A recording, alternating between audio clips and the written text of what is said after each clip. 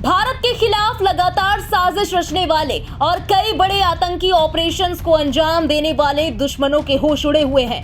भारत की ओर से जारी किए गए मोस्ट वांटेड आतंकियों की लिस्ट में शामिल दहशतगर्दों को अपनी ही मौत का खौफ सताने लगा है।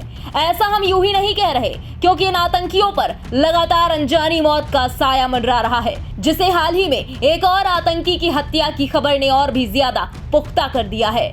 दरअसल हाल ही में पठानकोट हमले के मास्टरमाइंड और पाकिस्तान में भारत की ओर से घोषित मोस्ट वांटेड आतंकी शाहिद लतीफ की सियालकोट में गोली मारकर हत्या कर दी गई और इस हत्या को अंजाम दिया अज्ञात हमलावरों ने। एनआईए ने यूपीए के तहत शाहिद के खिलाफ केस दर्ज किया था। वो भारत सरकार से लिस्टेड आतंकी था।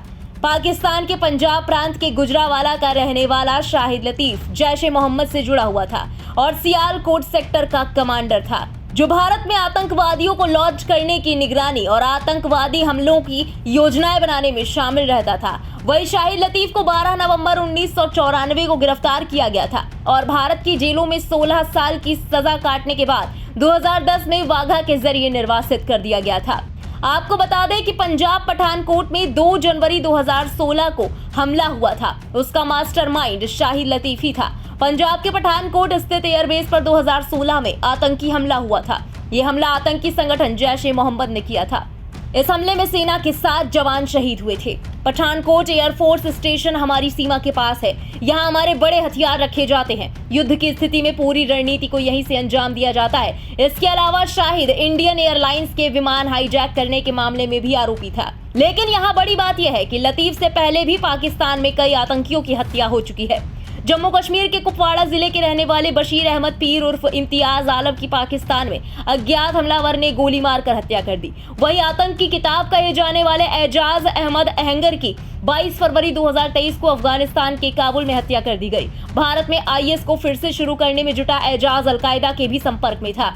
इसके बाद पाकिस्तान में अलबद्र के पूर्व कमांडर सैयद खालिद रजा की अज्ञात व्यक्ति ने गोली मारकर हत्या कर दी थी। भारत के वांटेड आतंकवादियों की सूची में शामिल सैयद नूर शालोबर को पाकिस्तान के खैबर पख्तूनख्वा इलाके में अज्ञात बंदूकधारियों ने मार डाला था।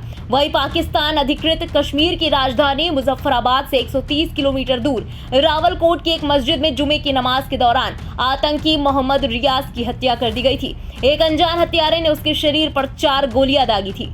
यही नहीं, विदेशी मुल्कों में कुछ महीने पहले भारत में आतंकवाद फैलाने वाले 2 मोस्ट वांटेड खालिस्तानी आतंकियों का 120 घंटे के अंदर मारा जाना भी एक बड़ी घटना थी। पहले खालिस्तानी आतंकी अवतार सिंह खांडा मारा गया। 15 जून को बर्मिंघम के एक अस्पताल में उसकी मौत हो गई। उसने लंदन स्थित भारतीय दूतावास पर राष्ट्रीय ध्वज को उतारकर उसका अपमान किया था।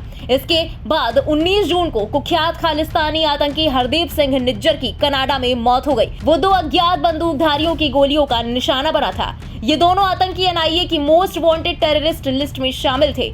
हरदीप सिंह निज्जर पर तो एनआईए ने 10 लाख रुपए का इनाम भी रखा था। महज 120 घंटे में 2 आतंकियों के मारे जाने से कनाडा और दूसरे मुल्कों में बैठे खालिस्तान समर्थकों का पसीना छूटने लगा। निज्जर और खांडा से पहले खालिस्तानी आतंकी परमजीत सिंह पंजवार 6 मई 2023 को पाकिस्तान के लाहौर में मारा गया था।